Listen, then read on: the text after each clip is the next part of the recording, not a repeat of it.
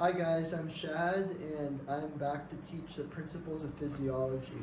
Today we're going to be discussing a couple of different things, mainly focusing on some of the receptors that we have within our body and how that they communicate to our brain. So we'll be talking about taste receptors, smell receptors, we'll be talking about our vision and our hearing as well. So first of all, let's start with our different smell and taste receptors. So just quickly, I'm going to draw a picture here.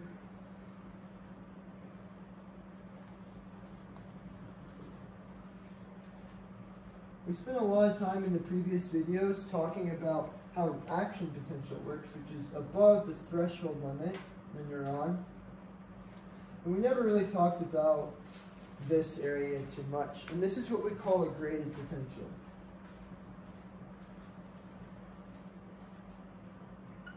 So this is how the graded potential is what helps us get to an action potential eventually, but the graded potential is not an action potential itself.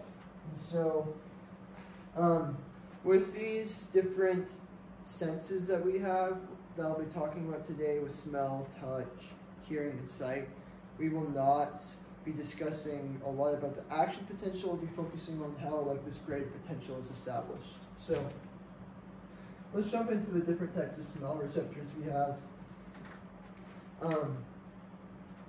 in taste. So for taste, we'll start there.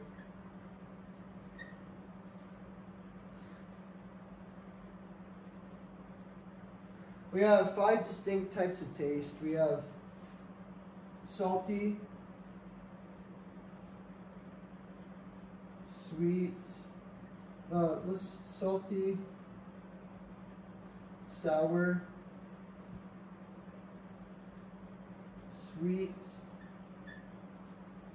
bitter, and umami.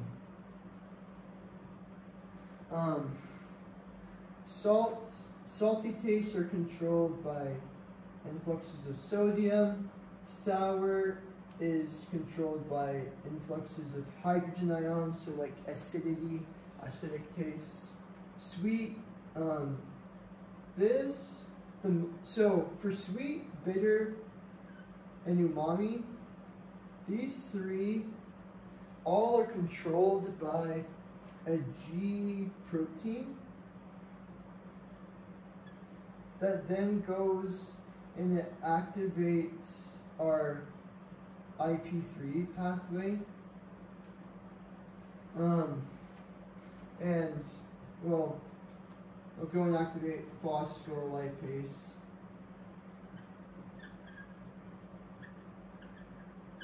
Which then activates IP3, right? Very specifically for sweet, some things that will bind to that G protein as a receptor are going to be carbs. Things that bind to umami, this is our glutamate.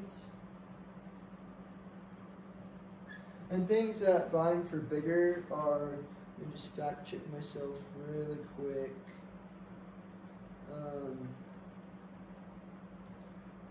Our bitter is going to be piniquinones.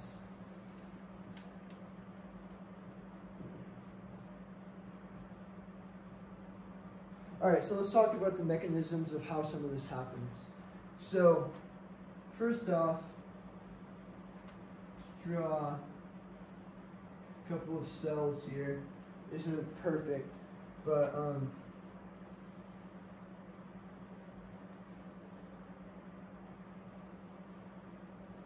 so we have taste buds, right? Taste buds on our tongue. So let me draw this out.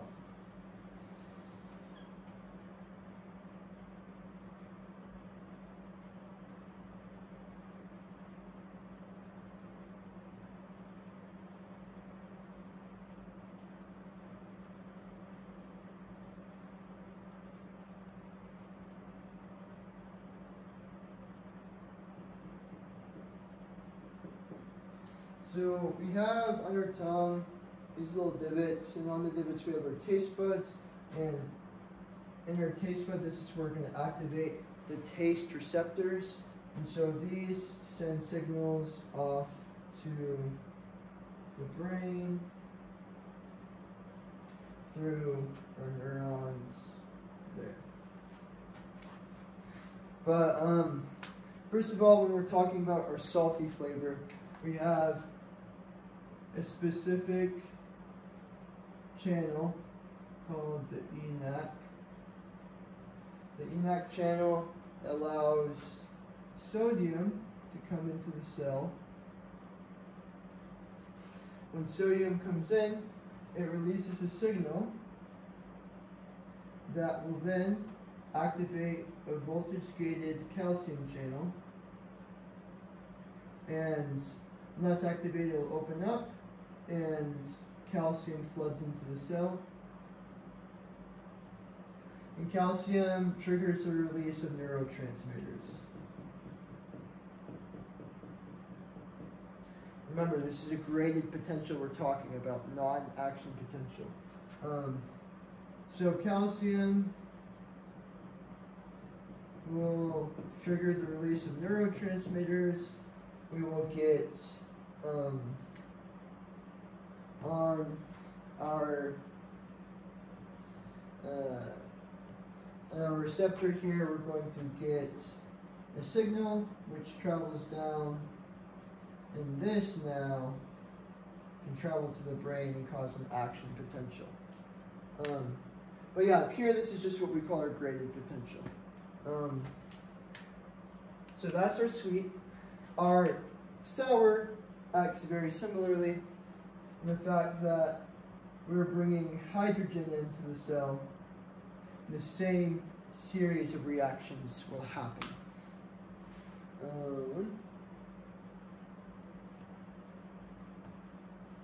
Yeah. And so that is our salty and our sour pathway for how we get a graded potential. You can call it a receptor potential as well. And so now let's talk about how we get graded potential for our sweet, bitter, and umami.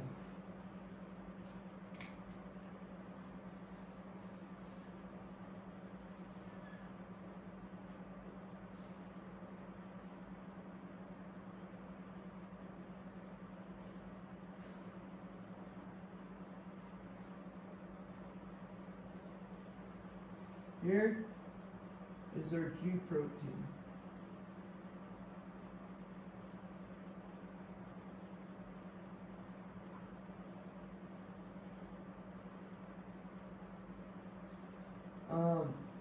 Some sort of chemical comes and binds to the G protein. Like I said before, it can be our carbs, piniquinones, glutamate. Those things trigger different taste receptors for us through the G protein. But bottom line, that comes and it binds to our G protein. G protein is going to kick off its alpha subunit, which activates a complex we call phospholipase. The job of phospholipase is to produce IP3.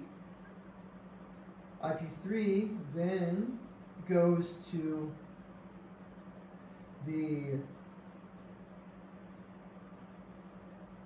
smoothie R, and it binds to a calcium ligand-gated channel. It'll open it up, and calcium can flood out of the sarcoplasmic protein, out of the smoothie R, and now the release of calcium triggers the release of neurotransmitter, and that neurotransmitter will go bind and propagates the signal throughout the neuron to the brain. All right. So that's our taste. I'm going to erase the board, and now let's move on to smell.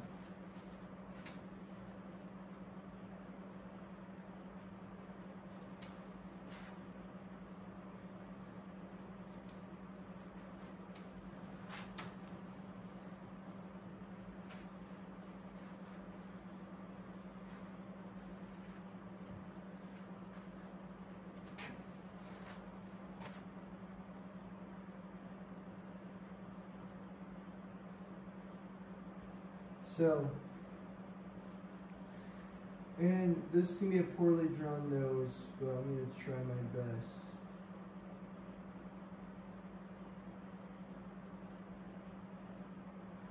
So in our nose here, let's see.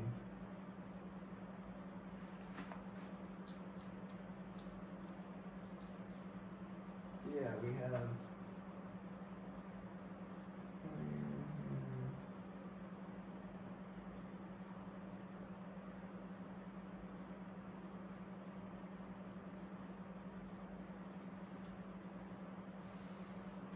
so this is what we call the cribriform plate. It's actually the structure that protects our nose right up here. Our nose is really close to our brain, so we're going to protect anything from going up into our nose, getting to the brain. And that's where the cribriform plate, that it protects us from damaging our brain. But we have these cilia down here that we can have different things binding onto the cilia, which then can propagate our receptor graded potential or receptor potential, which then goes onto the olfactory bulb up here. This is that top part, which has a neuron that goes straight to the brain. So the olfactory bulb contains neurons that send signals to the brain. So let's talk about what's happening in one of these cilia here. Let me draw it bigger.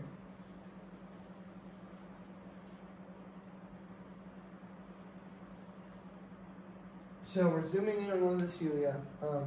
On it, we have our G protein.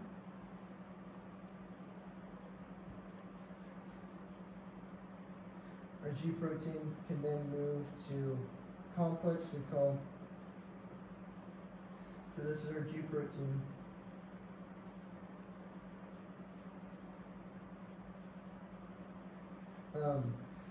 So we get a certain smell, comes and activates the G protein. The G protein then releases this alpha subunit to go activate something we call adenylyl cyclase. Adenylyl cyclase makes CAMP, cyclic AMP. That cyclic AMP is going to come and open the channel here that is CAMP gated. So the binding of CAMP opens this channel. When that channel is open, you can get sodium and calcium that moves into the cell. Sodium and calcium move in, and they create Wong that then causes further so as sodium rushes in, the cell becomes depolarized. Further depolarization occurs as calcium. We're going to have the sodium is going to come in with this positive charge, create a Wong, right? And that's going to open these channels. These are voltage-gated chloride channels. And so this rushing into the cell activates these, and chloride comes out of the cell. And this causes further depolarization to create our receptor potential or the graded potential I was talking about earlier. Okay. So now we talked about smell, we talked about taste, let's talk about our vision.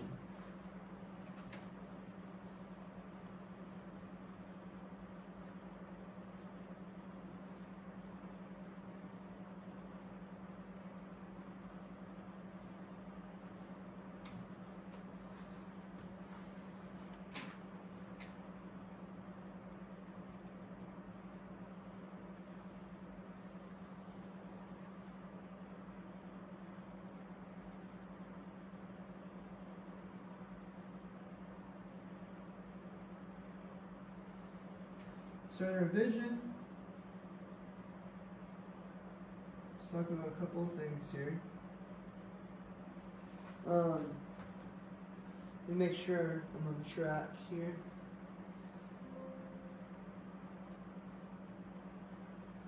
So here, this is what we call, this right here is what we call the lens. And our lens is attached to something that we call suspensory ligaments.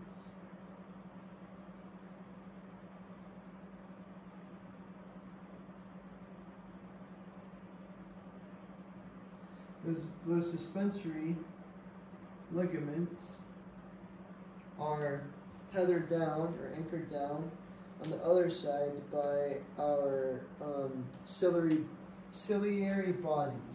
So this is a ciliary body. There's another one below on this side, right? So the ciliary bodies tether those, and so with light, it's really interesting. Like with vision, our vision is just responses to different photoreceptors we have in our eyes, and so what's cool about the lens is the lens can help either focus that light or make the light like come in at a wider angle. So we have, our lens can be two shapes, which is facilitated by our ciliary body and suspensory ligaments. And so here's the lens, like here's a drawing of what it actually might look like in 3D pointing at us. Alright, like that. We can have a lens that is concave in structure. And let me explain this a little further. Sorry, this is convex. I did not mean to say concave. So this structure is convex. And what it does to light when it moves in is it focuses it towards a central point. So it bends light further inwards. And this is just facilitated by our ciliary body and suspensory ligaments, again, remember. So the convex structure of the lens will bend light inwards, bend light more in. And then we can have our concave structure of the lens.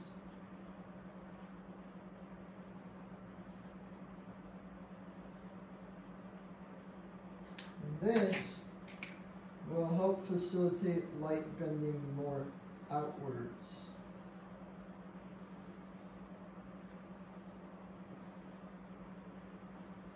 So this will bend light more outwards. So that is when we're looking at something super close, we want light to be bent more inwards. We want a more concave structure of our lens. So if I was reading something super close up, I'm going to want my lenses to go convex here and bend light in so I can focus on what I'm seeing right in front of my face. If I'm looking at something super far away, I want my lens to be in a concave structure to bend light more out. I want it to be focused more outwards from a farther angle so I can understand what I'm seeing far away. So that's kind of how our eye works, is through changing the shape of the lens to focus the light either wider or more narrow. Yeah. And so let's talk about really quickly some other things that we're seeing here in the eye.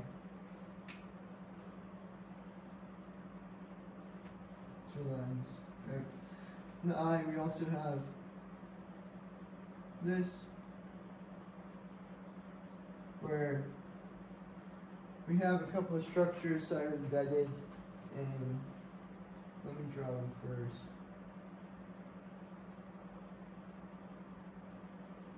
It's pretty cool.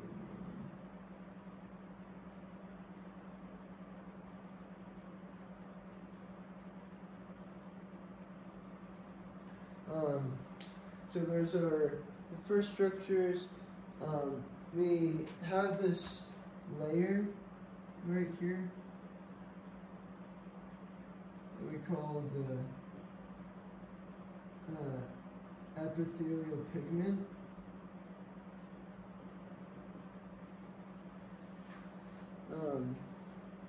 The pigmented epithelium.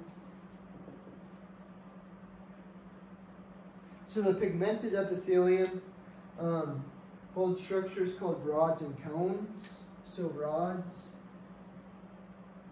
help us to see black and white.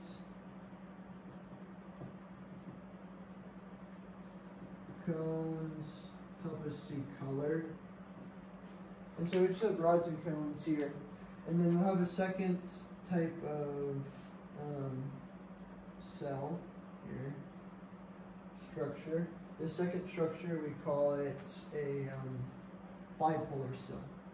So these guys are your bipolar cells.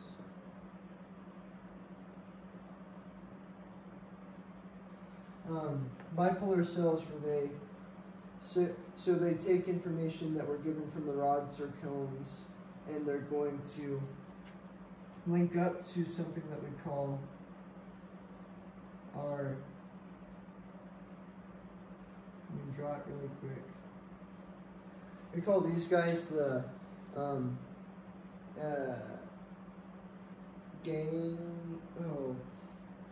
blanking on the words.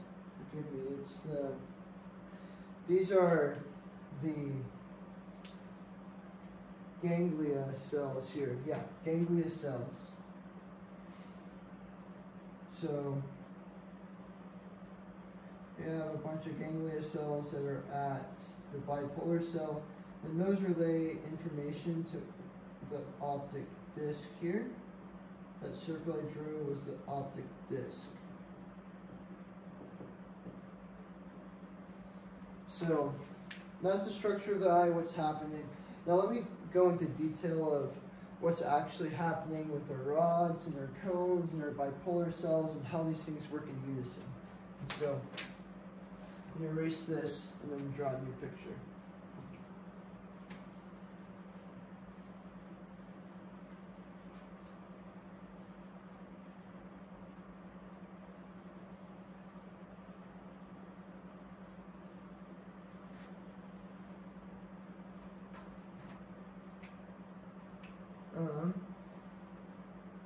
Let's see here. So our new picture is going to be like this.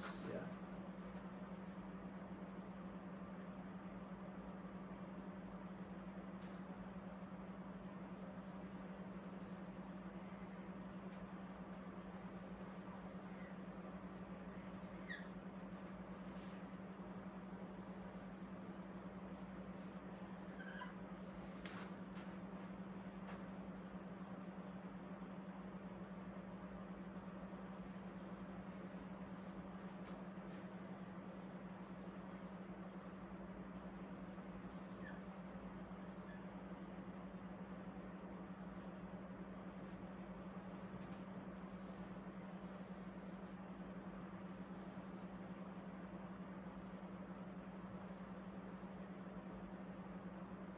Okay. Quickly, some anatomy that we want to know. Just structures. These are our rods and cones up here. These are what we call horizontal cells. So here's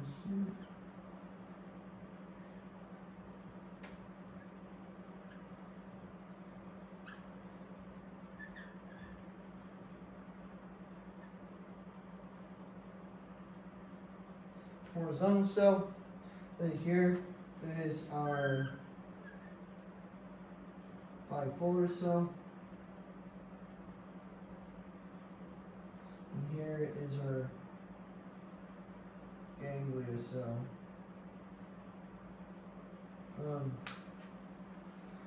And so we have the chain of reactions that happens inside of our rods and cones, which will then trigger responses all the way through the rest of the system. So let's start on, with our eyes, we can either have an on-center or off-center rod or cone.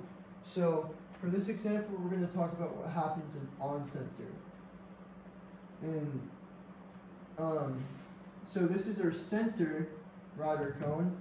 The surrounding rods and cones are going to be opposite of what the center cone is. So if this is on, these are off.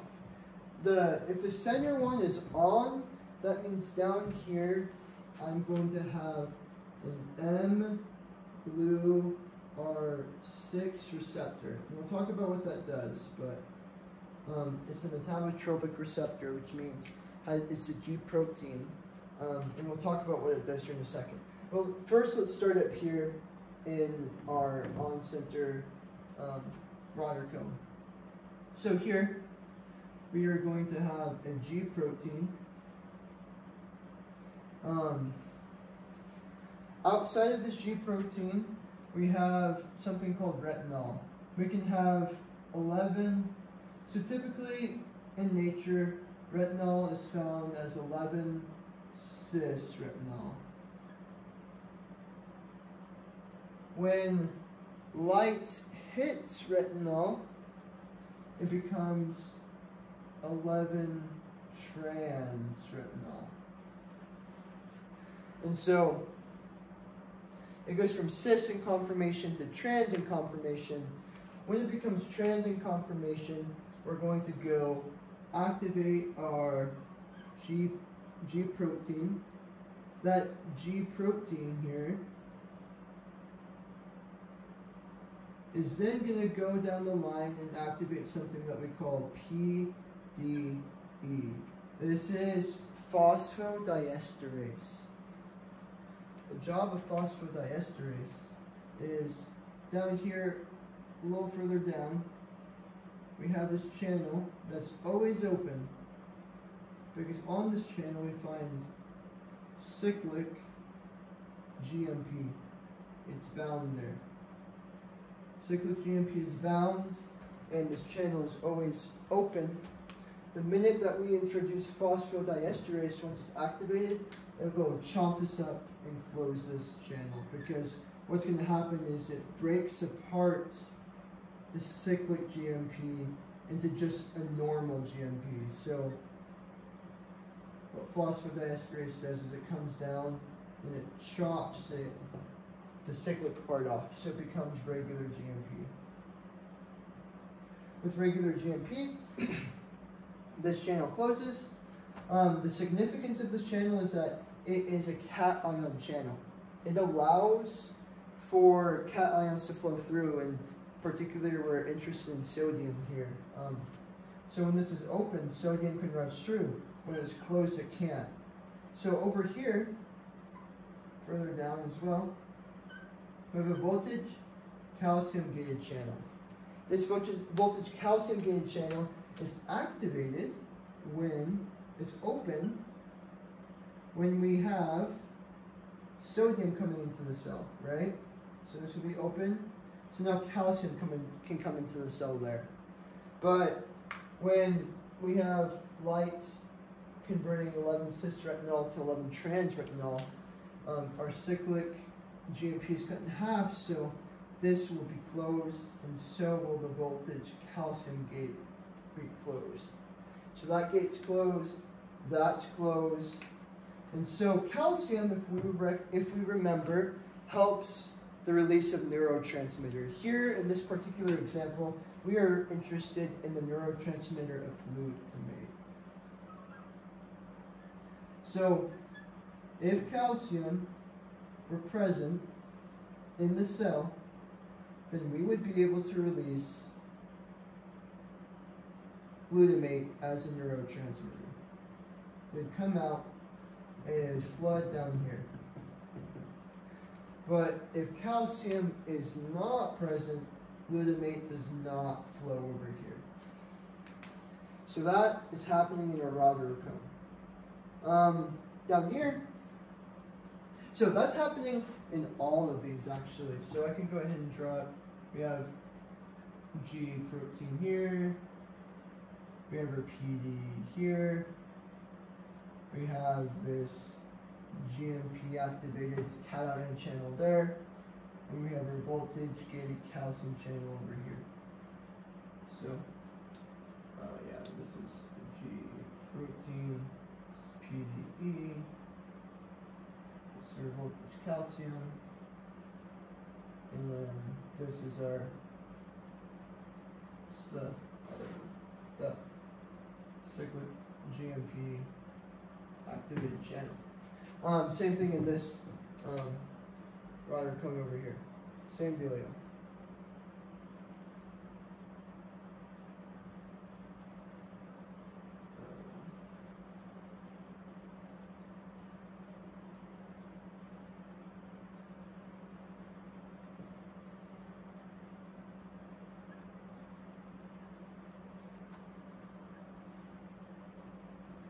So, that explains our center.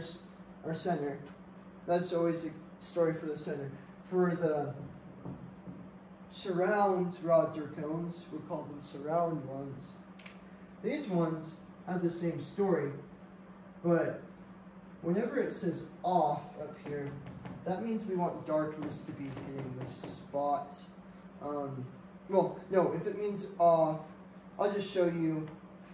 If darkness is hitting here, it's going to be the same kind of mechanisms we were thinking of before, but when I get through this, we'll be able to understand it a little bit better. So, if light hits, 11 cis-retinol becomes 11 trans and activates everything to be blocked over here, and we have no release of glutamate. If this is dark, then there's going to be 11 cis will never convert to 11 trans retinol, which means PDE will never be activated, which means this channel will be open, allowing the voltage-gated calcium channel to be open, and we can release neurotransmitter of glutamate here. But when glutamate's released here, it comes over to the horizontal cell. Now on the horizontal cell, we find an AMPA channel. AMPA channel is a cation-gated channel here. So glutamate opens the channel, and then the cations can rush in. Over here on this side, we have the release of GABA. GABA is a neurotransmitter inhibitor. So if GABA is released, when AMPA opens, GABA gate opens, and this GABA then goes and inhibits glutamate from being released in the center cell. And that's happening on both sides here. So we have AMPA and GABA.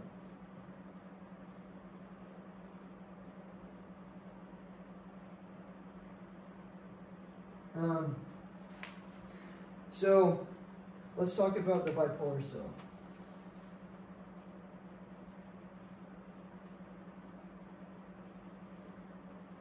On the bipolar cell, we have the mGluR6 metabotropic receptor, and we also have what we call the TRMP channel. The TRMP channel allows calcium to come into the cell.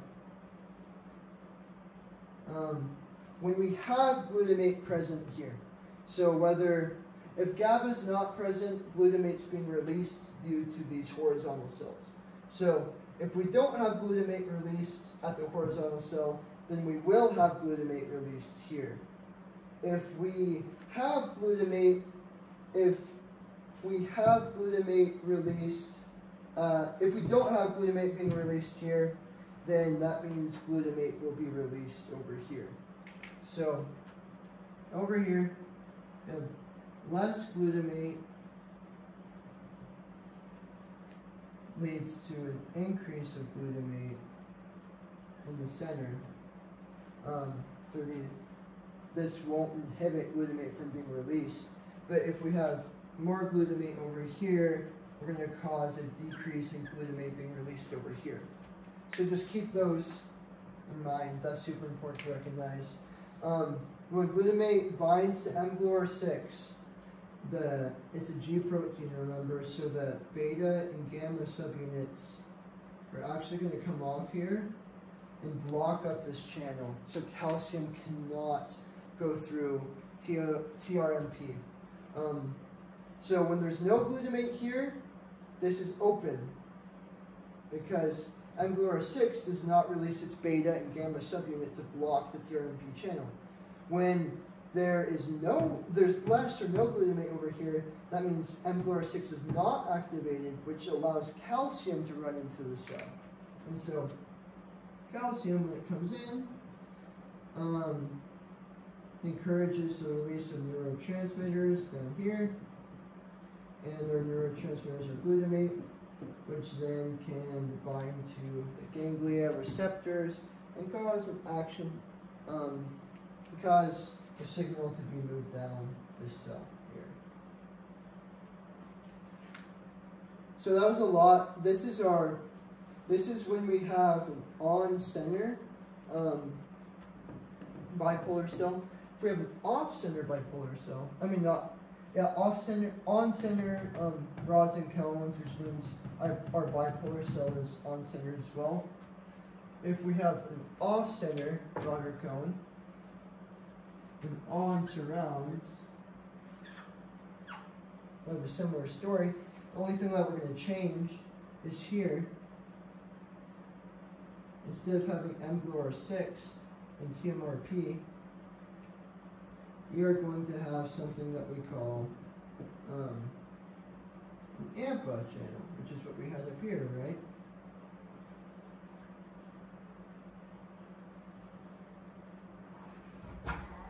The only thing that's special about the AMPA channel is with our off-center, that's going to create, if no light hits there, we'll have these things open. These being open means more glutamate's released. The more we release glutamate, AMPA is going to be open here, which allows things to flow through, and we can get calcium into the cell, which encourages the release of neurotransmitter here. So if we don't have glutamate up here, AMPA is inhibited, and this will not release, calcium will not come into the cell, and neurotransmitter will not be released, and we will not have an action potential that fires eventually. So that is how light works with our photoreceptors, and a very brief description of it. Now, is it still going? Good. Okay. Last but not least, let's talk about our eyes. We just talked about our eyes. Let's talk about our ears.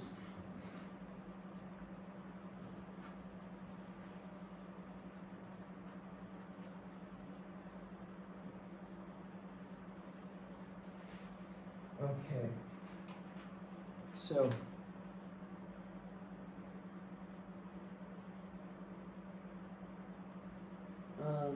we can keep this simple. In our ear, wow. Insert ear here. When we hear things, we hear them as like sound waves that move through the air. these sound waves are going to come down through our ear canal and hit something that we call the tympanic membrane. The tympanic membrane, when it's stimulated, will cause the movement of a combo of 3 bones on this side. This is our malleus, incus, and stapes.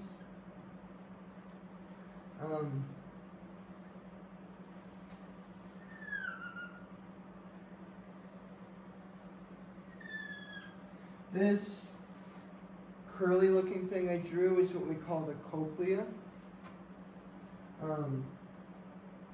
We have a couple of compartments in the cochlea.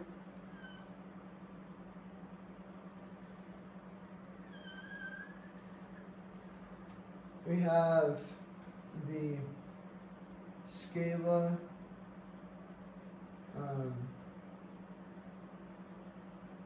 basilaris, the scala tympani, and here we have what we call the cochlear,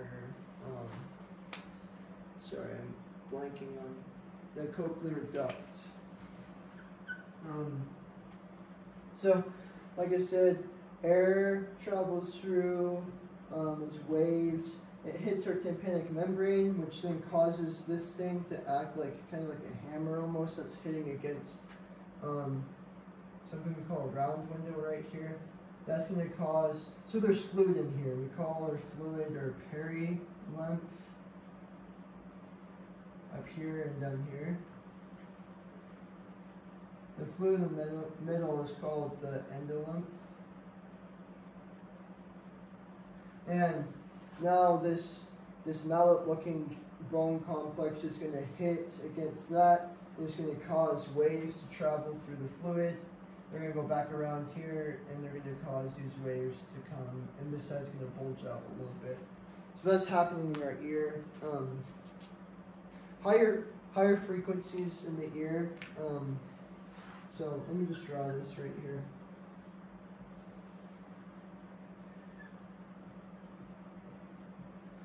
Think about like a guitar that you strum, like the low frequencies are usually like a longer string that's not as tight, and then the higher frequencies are tighter strings. So our high frequencies are, we can hear up to 20,000 hertz with our human hearing. We have a scale of about 20 to 20,000 hertz. And after 20,000 hertz, we can't really hear anything at all. But the frequency of waves that pass through our ear are either going to be low frequency or high frequency. Low frequency are on the larger parts of the membrane, while our higher frequency is on the smaller part of our membrane. And so, yeah, the frequency is determined by just the larger, smaller part of the membrane that we're talking about, and then amplitude of things that we can hear is determined by, or like how loud we hear things is determined by the amplitude, or like how much of it that we get caught inside of our ear. So I'm going to go ahead and erase this. And now let's talk a little bit about what's happening over here. So I'm going to draw a little picture out.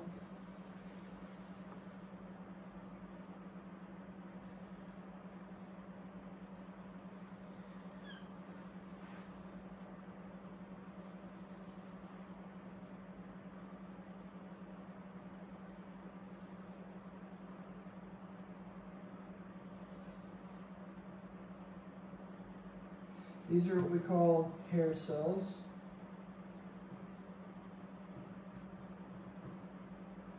In our ears. This is our scala vasculari. This is our scala tympani. And then here's what we call the tectorial membrane.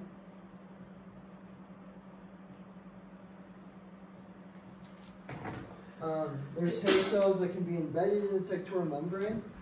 And then over here, let me draw one more layer. This outer layer I drew is what we call the, it's right there. It's the striae vascularis.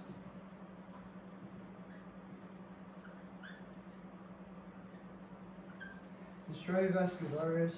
And so let's understand what's happening in some of these components here. Oh, and this line down here, let's draw that. This is what we call our basal membrane.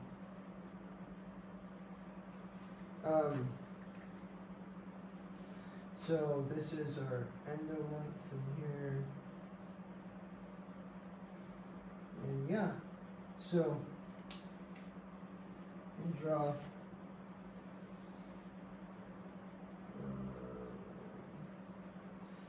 so our striae vascularis, I'm going to blow it up right here. We're going to have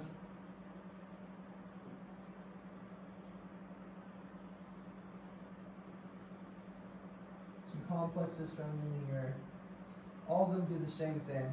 But first of all, right here, on this first one, we're going to have a sodium, potassium, ATPase, where sodium comes out and potassium goes in here.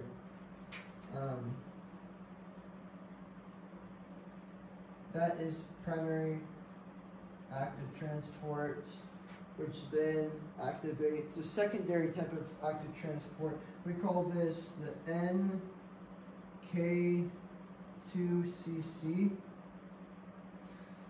where one molecule of sodium, one molecule of potassium, and 2 ions of chlorine are moving across the membrane this way. And then on the other side of this membrane, we have some potassium leak channels going this way.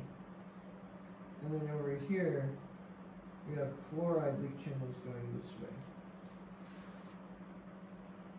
And that is also found on the other side here.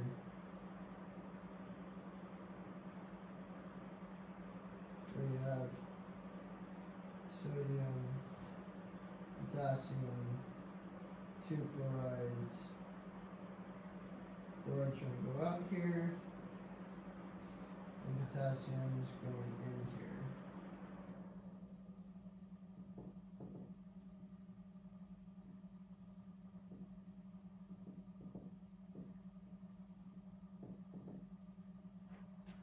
And so, this is happening all along our striae vascularis. And so, as you can see here, we move a ton of potassium into the cell here, into this endolymph. And in the endolymph, this potassium is now going to gravitate over towards the hair cells. So let me draw up what a hair cell would look like. Do it right here. So your hair cell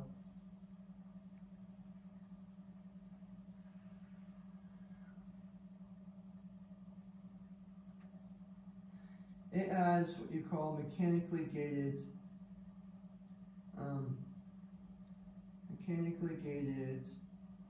potassium channels here, where we have this little protein called a tip link that when these hair cells kind of wiggle around or wave or pushed on, so like you know how these waves come through, they kind of influence the fluid and how it moves. Well, as we're influencing how this moves, these things will move back and forth. They can move up and down to a protein called prestin. And all this movement causes them to kind of like swoosh back and forth. As they swoosh back and forth, these tip links are going to open up our channels for potassium to flood in. Potassium comes in, depolarizes the cell here, and now potassium, or sorry, not potassium. In this, pretty sure, let me just double check my facts.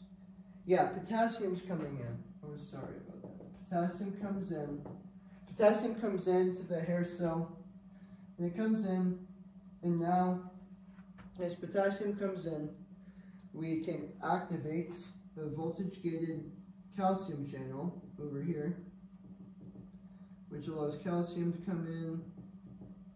And now, because calcium's coming in, we can release neurotransmitters out of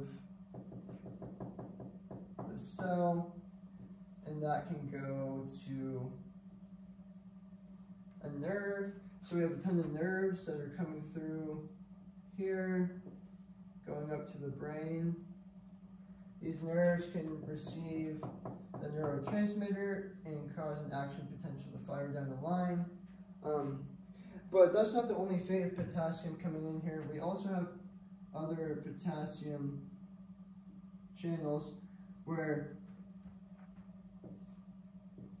like I said before, we have a net movement of potassium and chloride in the cell. So as we are beginning to polarize this part of the membrane, this other part of the membrane becomes depolarized, and these hair cells that are embedded here, right, these ones are now going to have to choose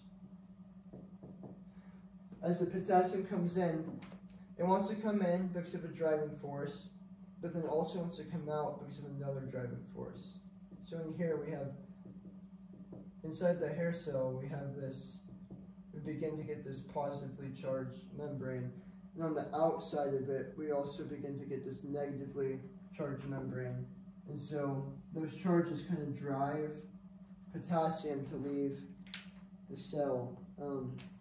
Sorry, here this is negatively charged still, my bad. Out here this is a positively charged side. But this negatively charged membrane up here attracts potassium to continue to leave the cell.